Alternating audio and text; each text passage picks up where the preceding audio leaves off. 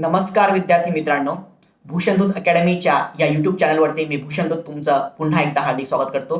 तर विद्यार्थी मित्रांनो, उद्या ज्या दिवसाची आपण आतुरतेने वाट बघत होतो ती म्हणजे राज्यसेवा पूर्व परीक्षा 2020 याचा पेपर होणार आहे.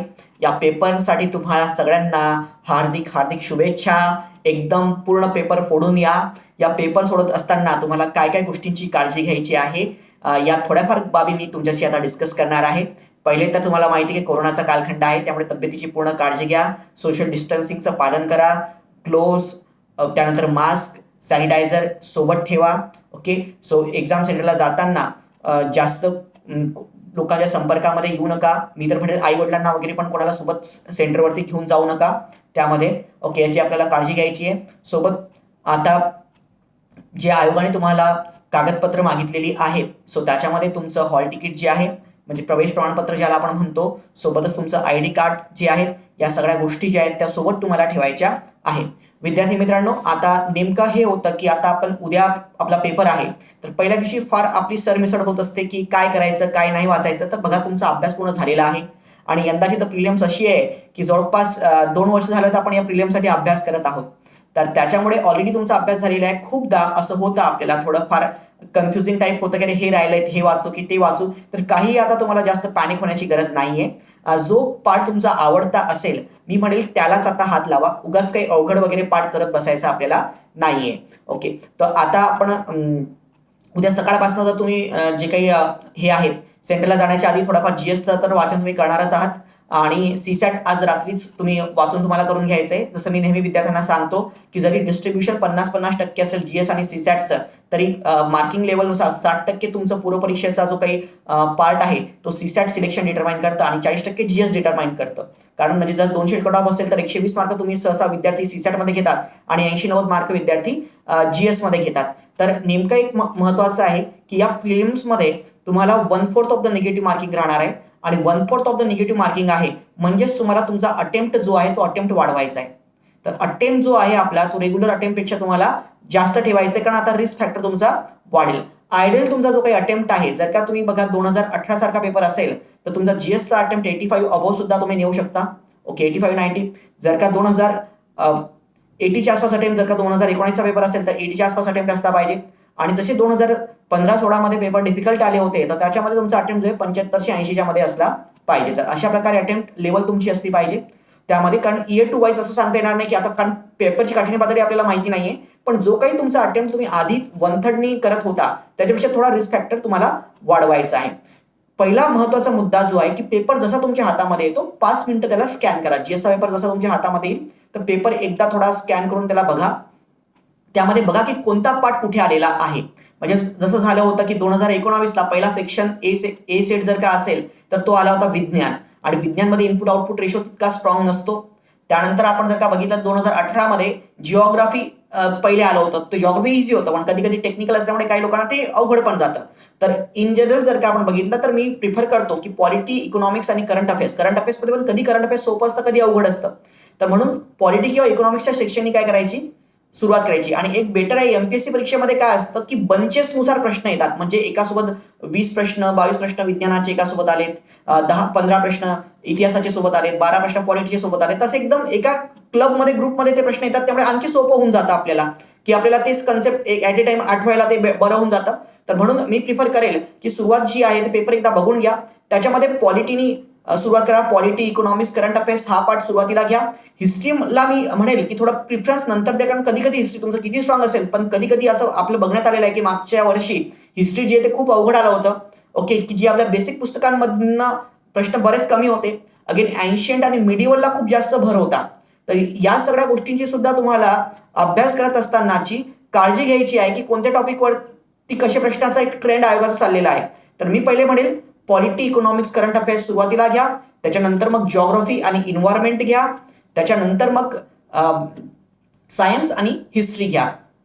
अशा प्रकारे तुमचा जर का सिक्वेन्स असेल तर मला वाटतं तो बेटर राहणार आहे. पण असं पण नका करू की म्हणजे एकदमच समजा पॉलिटी सगळ्यात शेवटी आहे आणि डायरेक्ट मग मधामध्ये काय इकॉनॉमिक्स आहे आणि ते एकदम स्टार्टिंगलाच करंट आहे, मग इतकं शिफ्ट होत जायचं नाहीये तुम्हाला. म्हणजे याचं कसं, थोडं तुम्हाला पॉलिटी माहिती आहे की पॉलिटी जर आहे 55-60 प्रश्नाचं पॉलिटी झालं तर एकदा 61 ते 100 पर्यंत सगळे प्रश्न सोडवून घ्या. मग एखादा मला डिफिकल्ट सुद्धा जर का सेक्शन आला तरी चालेल, म्हणजे एकदम पण इतकं शफलिंग आपल्याला करायचं नाहीये. तसं बघितलं तर टाइम जो आहे तो भरपूर असतो आपल्याला.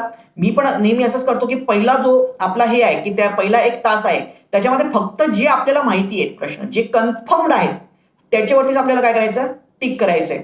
बाकी ज्याच्यामध्ये आपल्याला 2 ऑप्शनमध्ये डाऊट वाटतोय त्याला थोडं आपण हे करून द्यायचं, स्टार करून ठेवायचं. सेकंड राऊंड ज्यामध्ये आपल्याला डाऊट वाटतोय त्या प्रश्नांचा घ्यायचा आणि अगेन थर्ड राऊंड जो आहे, तिसरा राऊंड जो आहे, जो डिफिकल्ट प्रश्न आहेत त्याचा घ्यायचा. सो असं मी सुद्धा वाटतं, पण बाय द वे हे तुमच्यावरती डिपेंडेंट आहे की तुम्ही कशा प्रकारची स्ट्रॅटेजी त्याच्यामध्ये ठेवत आहात. ओके. न्यूमरिकल्स जे आहेत तुम्हाला माहिती आहे की विज्ञान विषयक भौतिकशास्त्रावरती गणिते जी आहेत ती येतात, कोणत्या कोणत्या टॉपिकवरती आलेली आहेत तुम्हाला माहिती आहे. तर याच्यावरती सुद्धा मी एक सेशन सुद्धा घेतलं होतं अनअकॅडमीवरती, कोणत्या कोणत्या टॉपिकवरती, जे मी 10 टॉपिक सांगितले होते त्या टॉपिकच्या न्यूमरिकल्सची, कारण विज्ञानमध्ये न्यूमरिकल्स बेस्ड प्रश्न मागच्या 2-3 वर्षापासून खूप जास्त विचारायला सुरुवात झालेली आहे. 2019ला 2च आले होती, पण 2017 आणि 18ला 5-5 न्यूमरिकल बेस्ड प्रश्न आलेली होती. तर म्हणून त्याची सुद्धा तुम्हाला काळजी घ्यायची आहे. आणि एक्झाममध्ये जेव्हा आपला पहिला पेपर होऊन जाईल, मी असं प्रिफर करतो त्याच्यामध्ये की खूपदा काय होतं की एक प्रश्न आपण टिक करतो, नंतर तो पुन्हा OMR मध्ये मार्क करतो, पुन्हा दुसऱ्या प्रश्नाला येतो, नंतर त्याला पुन्हा OMR, यामध्ये डिस्ट्रॅक्शन खूप जास्त होतं. आणि हे काळजी, आता बघा वेळेचा जसा काही इश्यू होत नाही जीएसच्या पेपरमध्ये, पण वेळेचा सगळ्यात जास्त इश्यू आपला जो काही होतो तो होतो सीसॅटच्या पेपरमध्ये. सीसॅटच्या पेपरमध्ये ऑलरेडी टाइम पुरत नाही, त्यामुळे प्रत्येक प्रश्न बघायचा, त्याला टिक करायचं. इकडे सुद्धा आपण प्रश्नपत्रिकेत पण आपण थोडं टिक करतो आणि तिकडे काय करतो आपण उत्तर तालिका OMR मध्ये पण टिक करतो. यामध्ये सुद्धा प्रत्येक प्रश्नाला इकडे डायव्हर्जन खूप जास्त होतं आणि कॉम्प्रिशन मध्ये आपल्याला काय कॉन्सन्ट्रेशन खूप लागत असतं. सो त्याच्यामुळे मला असं वाटतं की आपण बंचेसमध्ये, म्हणजे 20-20 प्रश्नांचा एक बंच घ्यायचा. एकदा बघा, समजा तुम्ही सॉल्व्ह केला पेपर मी सांगितलं की 1 ते 20 असंच घेतलं पाहिजे असं काही नाहीये. 1 ते 20 जर का सायन्स आलं तर सुरुवातीला सायन्स घेऊ नका, कारण सायन्सचं इनपुट आउटपुट रेशो जास्त चांगला नसतो. तर त्याच्यामुळे जर का पॉलिटी पहिले येत असेल, समजा 51 ते तुम्हाला माहिती आहे की 62 पर्यंत पॉलिटी आहे, तर पहिले 51 ते 62 पॉलिटी करा. त्यानंतर 63 पासून तर 80 पर्यंत जर का इकॉनॉमिक्स आहे तर तो इकॉनॉमिक्स करा. त्याच्यानंतर मग आता एक बंचेसमध्ये पहिले 15 किंवा 20चा एक ग्रुप बनवायचा आणि एकासोबत आपण पेपरवरती जेव्हा वाचतो प्रश्नपत्रिका, प्रश्न सोडवतो त्याच्यामध्ये तिथे टिक करून ठेवायचा प्रश्नपत्रिकेत. OMR मध्ये एकासोबत 15 ते 20 प्रश्न एकासोबतच काय करायचे त्याच्यामध्ये टिक करायचे, हे जास्त बेटर पडतं. पण अशी रिस्क घेऊ नका की मी शेवटच्या 10-15 मिनिटांमध्ये टिक करेल.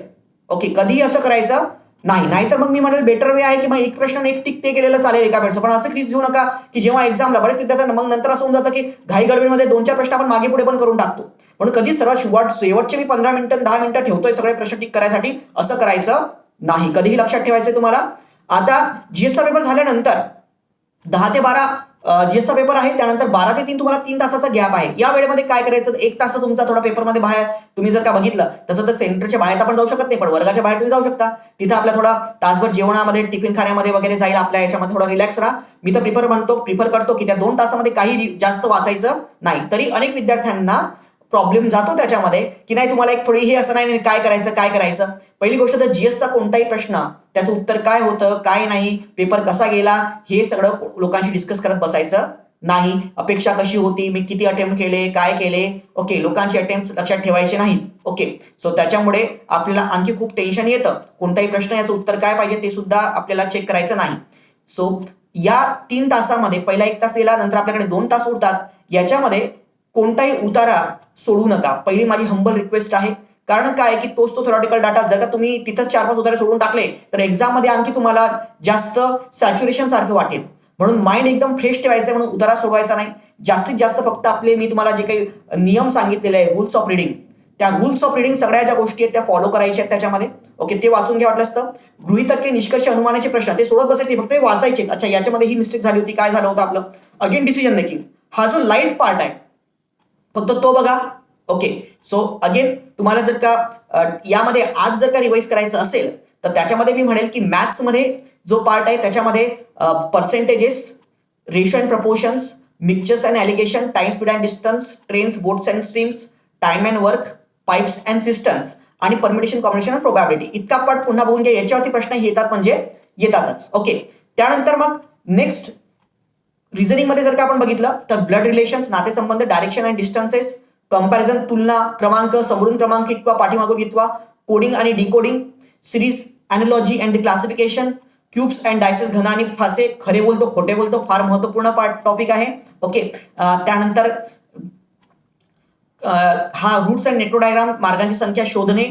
ओके, आणि नॉन व्हर्बल रिझनिंगचे प्रश्न. सो पझल्स आणि सिटिंग अरेंजमेंटला थोडं कमी महत्व द्या. बघा पझल 4-5 माणसापर्यंत आली तरच पझल्स तुम्हाला सॉल्व्ह करायची आहे.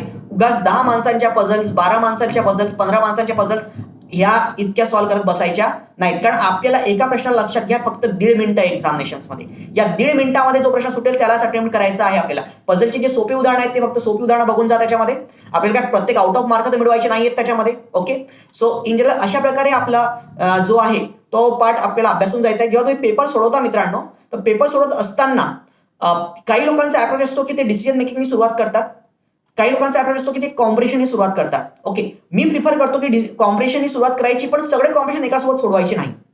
कारण काय होतं की खूपदा असं होतं बघा, तुम्ही जेव्हा आन्सर की चेक करता तुमच्या लक्षात आलं असेल की पहिल्या 4 पॅसेजमध्ये तुमची अॅक्युरसी खूप चांगली असते, पण नंतरच्या पॅसेजमध्ये जर का आपण बघितलं तर नंतरच्या पॅसेजमध्ये आपली अॅक्युरसी नसते. कारण काय, तोच तो थेरॉटिकल डाटा येतो, तोच तो हे आल्यानंतर आपलं माइंड सॅच्युरेशन मोडमध्ये जातो आणि नंतर पॅसेज कुठे चालला आणि प्रश्न काय चालला आपल्याला काहीच कळत नाही.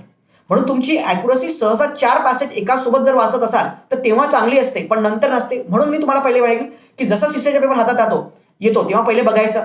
जर सेट ए असेल तर माहिती की पहिले 50 काय असतात आपले कॉम्प्रिहेन्शन असतात. नंतरचे जर का आपण बघितले तर 25 प्रश्नाचे मॅथ्स आणि रिझनिंग असतात आणि 5 डिसिजन मेकिंग असतात. पण जर सेट बी, सी किंवा डी असेल तर त्याच्यामध्ये काहीतरी तुमचं काय असतं, मिक्सचर असतं. त्याच्यामध्ये काही ना काही कधी मधात कॉम्प्रिहेन्शन येतं, कधी एंडला कॉम्प्रिहेन्शन येतं, कधी अर्धा कॉम्प्रिहेन्शन मॅथ्स रिझनिंग आणि हे तर पहिले बघून घ्यायचं. अगेन त्यामध्ये पहिले निवडा की कोणते कॉम्प्रिहेन्शन सोपे आहेत. म्हणजे कॉम्प्रिहेन्शन सोपे म्हणजे आता ते कसं समजणार, तर बघा मागच्या एक्झाममध्ये जसं की सेट ए ज्यांचा असेल डिफिकल्ट पॅसेज आधी येऊन गेले होते. पहिला पॅसेज जो होता तो सोपा होता, तो याचा होता इन्व्हायरमेंट रिलेटेड होता, तो प्लास्टिकचा काही कचऱ्याच्या संबंधामध्ये होता. ओके, पण तो त्याच्यानंतर सक्षमीकरण आणि सर्वसमावेशन इकॉनॉमिक्स रिलेटेड होता, हे 2 सोडले. पण नंतर तो घनतेचा पॅसेज आला होता. नंतर ते चॅडविक थॉम्सनचा एक्सपेरिमेंट त्याच्यावरती पॅसेज होता. तर सायन्स पहिले 5 म्हणजे 2 ते 3 सायन्सच्या बेस पॅसेज होते. तर यामध्ये गोंधळ होण्याची शक्यता जास्त असते. सायन्सचे काय प्रत्येक पॅसेज डिफिकल्ट असतो असा नाहीये. न्यूमेरिकल बेस सायन्सचा पॅसेज फक्त डिफिकल्ट असतो, नाहीतर बाकीचे पॅसेज जे आहेत ते थोडे सोपेच असतात. ओके, सायन्सची म्हणजे जर का तुम्हाला बघितलं असेल तर तुम्हाला सोलर एनर्जीवरती प्रश्न एक पॅसेज आलेला होता. त्याच्यानंतर एकदा आलेला होता ध्वनी तरंगावरती प्रश्न आलेला होता. तर हे पॅसेज सोपे सुद्धा असतात. ओके, फक्त न्यूमेरिकल बेस पॅसेजला सुरुवातीला सोडवायचं नाही. पण मी सगळ्यात पहिले प्रिफर करेल की इन्व्हायरमेंट रिलेटेड पॅसेज, जे पर्यावरणावरती संबंधित पॅसेज असतात. त्यानंतर एक कायद्यावरती आधारित काहीतरी पॅसेज असतात, जसं आपल्याला आता सतीबंदीच्या प्रथेबद्दल पॅसेज आला होता 2019 मध्ये. त्यानंतर फ्रीडम मुवमेंटवरती पॅसेज असतात, पॉलिटीचे पॅसेज असतात, इकॉनॉमिक्सवरती आधारित पॅसेज असतात. हे पॅसेज इतर कोणत्याही पॅसेजपेक्षा काय असतात, सोपे असतात. तर याला पहिले प्रिफरन्स द्यायचा. पहिले 4 मध्ये हे सोपे पॅसेज जे आहेत ते तुम्हाला घ्यायचे आहेत. ओके, त्याच्यानंतर मग थोडेफार गणित बुद्धिमत्तेचे प्रश्न घ्या. सो त्याच्यानंतर मग घ्या मॅथ्स रिझनिंगचे प्रश्न. सो मॅथ्स रिझनिंगचे टोटल 25 प्रश्न येतात. त्यापैकी 15 प्रश्न तर असे आहेत की आपल्या रेग्युलर पॅटर्नवरतीच असतात. अगेन त्यामध्ये 4-5 प्रश्न तुम्हाला असे असतील, गृहीतके म्हणजे काय, निष्कर्ष, पॅसेज दिला एक पॅसेज एक प्रश्न, निष्कर्ष, अनुमाने, याच्याबद्दल मी तुम्हाला खूप फ्रीमध्ये व्हिडिओ सुद्धा दिलेले आहेत अनअकॅडमीवरती. ते सुद्धा तुम्हाला आता रिवाइज करायचे असतील तर तुम्ही ते रिवाइज करून घेऊ शकता. गृहीतके, निष्कर्ष, अनुमाने याचे जे आयोगाचे आलेले प्रश्न आहेत ते सुद्धा तुम्ही रिवाइज करून घेऊ शकतात. ओके, अगेन तो 2-3 तासाचा कालावधी, त्याला तोच उगाच कोणता व्हिडिओ बघत बसायचा नाही त्या 2 तासाच्या कालावधीमध्ये. फक्त हे प्रश्न जे आयोगाला आलेले डिसिजन मेकिंगचे, गृहीतके, निष्कर्षाचे प्रश्न तेवढे सुद्धा तुम्ही रिवाइज केले तरी ते खूप होऊन जाईल. ओके, उगाच किचकट टॉपिक जो आहे परम्युटेशन, कॉम्बिनेशन, प्रोबॅबिलिटी हा तो ब्रेकमध्ये करायचा नाही, तो आजच करून घ्या. उद्यासाठी तो ठेवायचा नाही, आजच त्याला रिवाइज करून द्यायचं आहे तुम्हाला. ओके, तर त्यानंतर मॅथ्स रिझनिंगचे 25 प्रश्नापैकी 15 प्रश्न अटेम्प्ट करा. अगेन पुन्हा कॉम्प्रिहेन्शन वरती या. आता थोडे मॉडरेट लेवलचे कॉम्प्रिहेन्शन. मॉडरेट लेवलचे म्हणजे काय, फिलॉसॉफी, सायकोलॉजी, जिओग्राफी याच्यावरती जर का काही पॅसेज येत असतील त्याच्यामध्ये.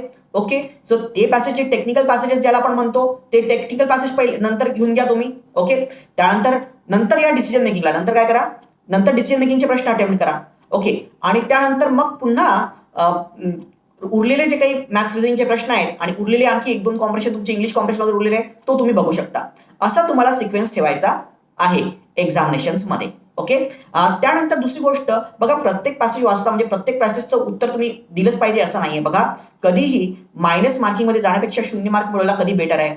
कधी कधी असं होऊ शकतं की समजा तुम्ही पॅसेज वाचतात, एकासोबत 4 पॅसेज आपण सोडवायला मी सांगितलेलं तुम्हाला, तर 20 प्रश्न होतात, त्यापैकी 1-2 प्रश्न नसतील तुम्हाला काही समजतच नाहीये, उगाच रिस्क कशाला घेता ना. त्याच्यामध्ये खूप सायकोलॉजिकल पॅसेज आहे, खूप फिलॉसॉफिकल आहे. तर असं पण नाहीये की पॅसेज वाचता म्हणजे काही सगळं मारलंच पाहिजे उत्तर. कधी कधी होऊ शकतं, असं नाही म्हणत की प्रत्येक पॅसेजमध्ये काही ना काही स्किप करा. आपल्याला अटेम्प्ट चांगलाच ठेवायचा आहे. 70च्या अबोवला अटेम्प्ट असताच पाहिजे एक्झाम मध्ये. परंतु 1-2 प्रश्न पॅसेजमध्ये होऊ शकतात की जे आपल्याला समजले नाही तर त्याच्यामध्ये उगाच रिस्क घेत बसू नका. सो म्हणून आपल्याला गरजेपेक्षा जास्त रिस्क घेण्याची त्याच्यामध्ये गरज नाहीये. ओके, तर या अशा प्रकारे तुम्हाला हे ठेवायचे. दुसरी गोष्ट, उद्या रात्री 9 वाजता एक फक्त अनालिसिसचं मी सेशन घेणार आहे अनअकॅडमीवरती. त्याची लिंक तुम्हाला आपल्या टेलिग्राम चॅनलला येऊनच जाणार आहे. ओके, सो ती आपण तिथे अनालिसिस पेपर कसा आला काय आला थोडंफार घेऊयात. पण कोणतीही आन्सर की, माझी तुम्हाला हंबल रिक्वेस्ट आहे, आयोगाची आन्सर की आल्याशिवाय कोणत्याही आन्सर कीनी आपले प्रश्न चेक करायचे नाहीत. कारण तुम्ही जर का बघितलं असेल 2019 अनेक अकॅडमीने आपल्या आन्सर कीज काढल्या होत्या, परंतु अनेक 20 15 प्रश्नांचा फरक होता त्यांच्या आन्सर कीमध्ये. आणि जर का आपण बघितलं तर आयोगाच्या आन्सर कीमध्ये, म्हणून आयोगाची आन्सर की ही शेवटी सुप्रीम असते. त्याच्यामुळे त्याच्यापर्यंत तिथपर्यंत थांबा. प्रत्येकाने आपला कोर्स चेक करा आणि अगेन आपल्याला जो काही स्कोर आला असेल ते न घेता पहिले तर आता याच्यानंतर राज्यसेवेनंतर आपल्या टार्गेट कंबाईन सुद्धा परीक्षा असेल, संयुक्तच्या तयारीला लागा 1-2 दिवसातच. ओके, सो त्याच्यासाठी सुद्धा आपण अनेक टेस्ट सिरीज वगैरेचे नवीन टेस्ट सिरीज वगैरे पण आणलेले आहेत. सो संयुक्तच्या याला लागा. असंही होऊ शकतं की एकदा कंबाईन होऊ द्या, त्यानंतर मग दोन्ही आन्सर की सुद्धा तुम्ही एकासोबत चेक करू शकता, हे सुद्धा करू शकतो. पण तो एकदम मित्रांनो तुमचा अभ्यास पूर्ण झालेला आहे. ओके, वर्षभर झालंय आपण ही जी लढाई आहे ती लढत आहोत पूर्व परीक्षेसाठी. तो सगळ्यांचा अभ्यास झालेला आहे, एकदम मस्त पेपर फोडून या. Okay, so best wishes to all of you. चांगली झोप घ्या रात्री, जिद करो, दुनिया बदलो. Okay, thank you very much. तुमची रजा घेतो. थँक्यू व्हेरी मच मित्रांनो, धन्यवाद.